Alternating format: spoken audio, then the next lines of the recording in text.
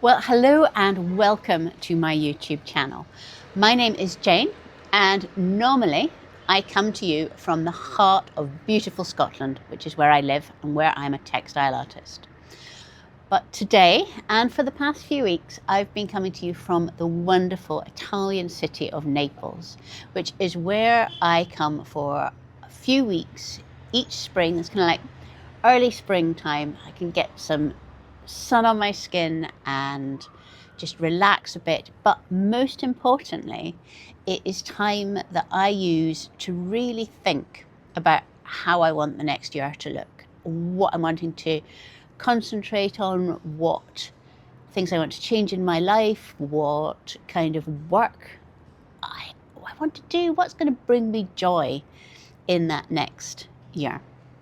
Now, I have a chronic illness which really affects my energy levels. So what I'm always looking for is ways that I can learn to live my life and bring things into my life which up my energy and kind of try and avoid the things that sap it. So a lot of the time that I spend in Italy is really looking for ideas for that.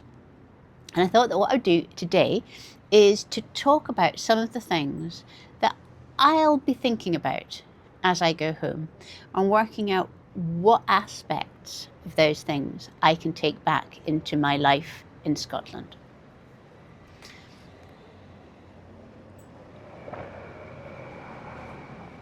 So the first obvious thing is the really different attitude.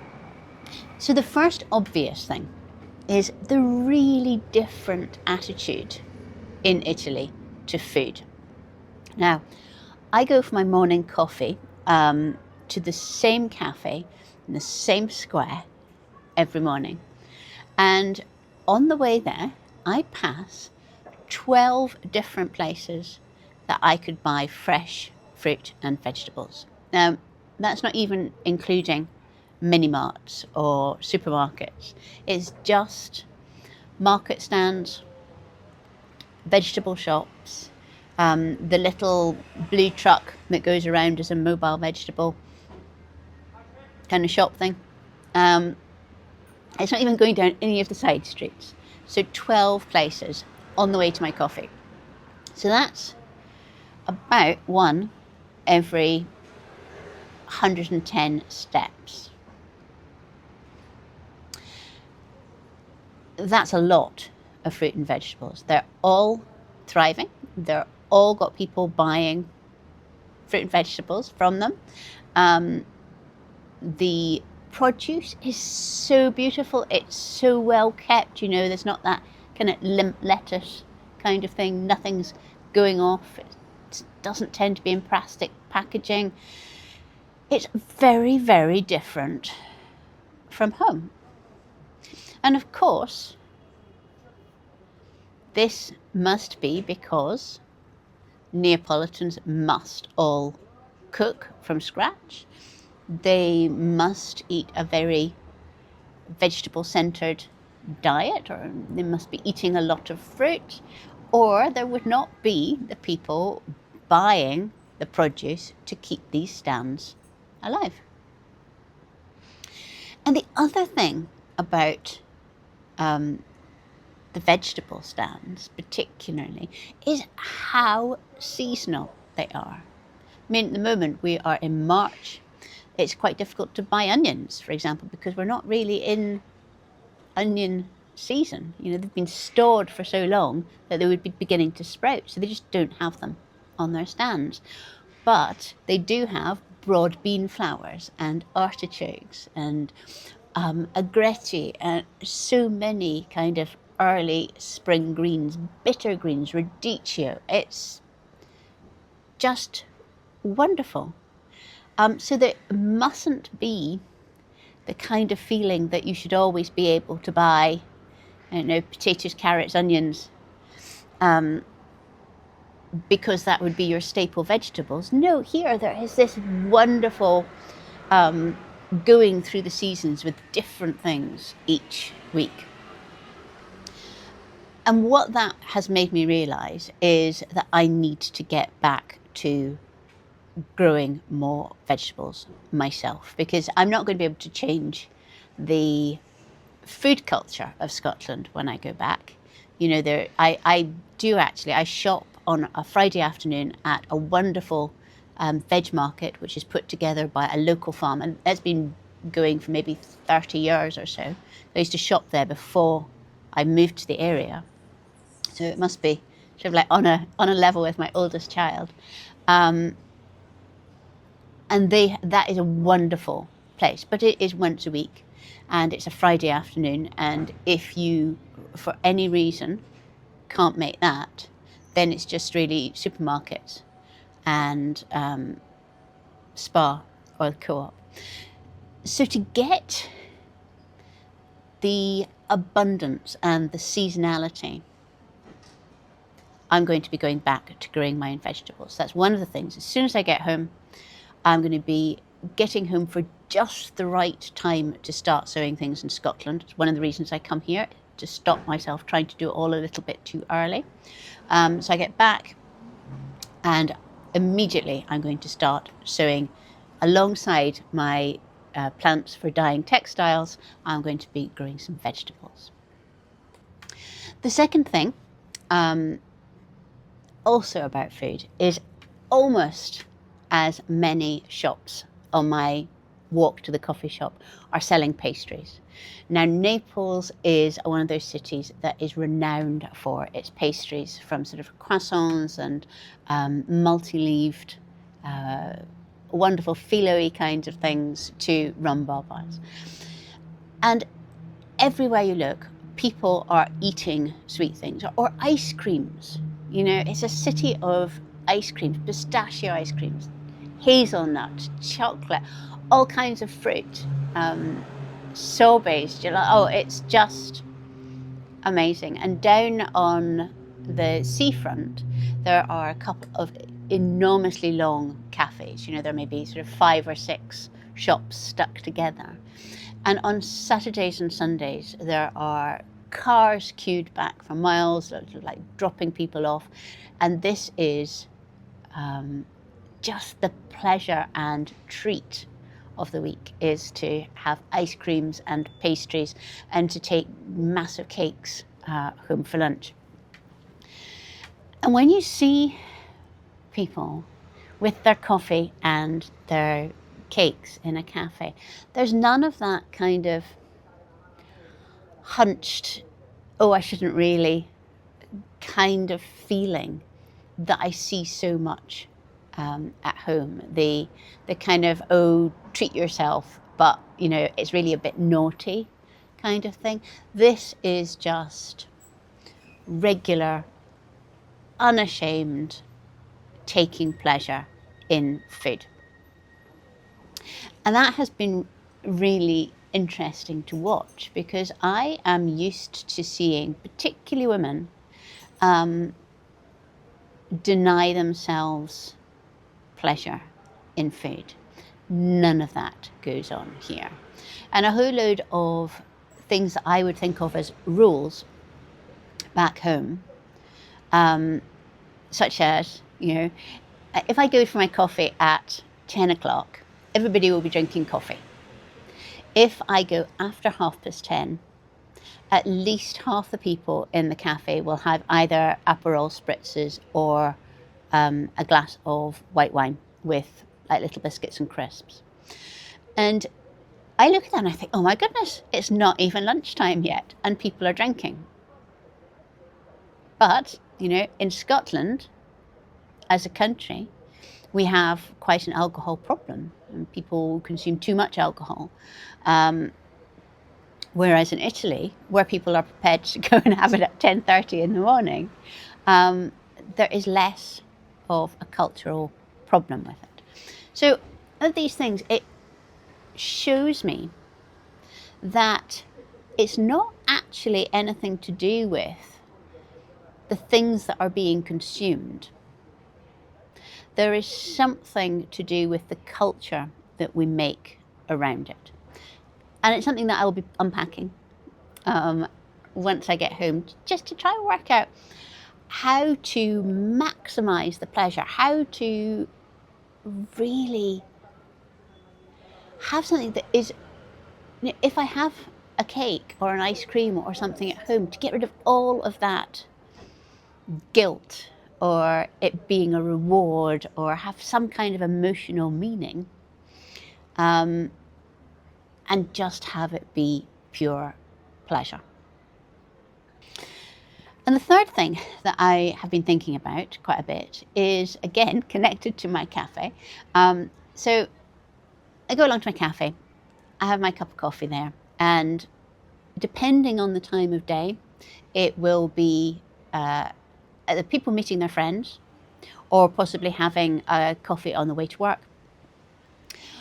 And then if I'm there slightly later, sort of about 11:30ish, it will be teenagers. And I sit there and I people watch. That is one of my major indulgences when I'm away from home, is just to sit and watch people. And what I noticed is that in the cafe, even when people are sitting on their own, they are not on their phones. They are not scrolling. They are not calling anybody. I mean, they might pick up the phone and make a phone call, but generally they are just sitting, and they're either sitting chatting with friends, or like me, they're sitting watching people. And they seem to be quite happy to sit in community. Now, this idea of being in community, where you're with a group of people who you don't necessarily know, but you are making a community by being in the same place or having a same interest. That is something that a lot of people have written about. And Brené Brown, for example, has written a lot about why church services and music concerts and sports events are all really good for us. They're good for our psyche because we are there with other people in community. I completely get that. But what I am seeing here is that because people are not making a little bubble for themselves by concentrating onto their phone like this, they are in community in a public space like a cafe, all in the same space. We are all vaguely connected. And when I've been watching people go past, the other thing that I have noticed is that hardly anybody, I mean, really, I think I've seen 3 people have headphones on. Whereas if I go into Glasgow or I go into London, then the majority of particularly younger people all have noise cancelling headphones on. And it's strikingly different. And I'm not sure what it means. I'm not saying that, it's an amazing thing not to have headphones on, because I know lots of people find them really useful for not being distracted or being able to get through life without overwhelm. But I thought it was really interesting. And I think that it also might have something to do with the traffic here. Now, the traffic is chaotic. You'll hear in these things I'm really kind of like in quite a quiet space, in that there are some, there's garages and workshops and residential is around where I am. So nobody's going anywhere. It's not a thoroughfare.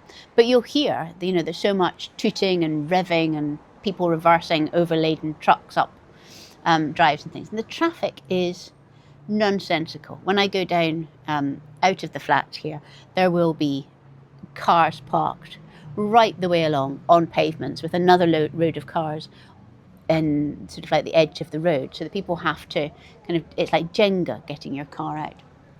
It's massive amounts of tooting. revving. There's motorbikes go in and out and in and out.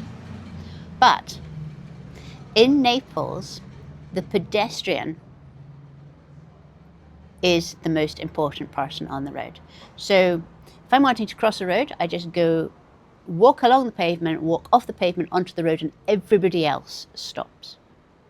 Seemingly, if I hesitate, that's when I would be hit. But everybody is keeping this, all the drivers are keeping a really close eye on where the pedestrians are. They're assuming the pedestrians are going to come out onto the road, and then it's not even that they necessarily always fully stop. They might just go around the back of you. Or, everybody is in this very noisy, very chaotic game where things flow around and all the cars are bumped, I would say. I haven't seen anybody hit a pedestrian yet, touch wood. But again, I think that is this being aware. It's the opposite from the move towards big cars, very protective cars where the cars will do some of the driving and you're kept in your bubble. Here, people have motorbikes or tiny cars that they could get up onto a pavement to park that are, held together a bit with duct tape. But the whole movement is much more aware of other people. So it's this anti-bubble thing.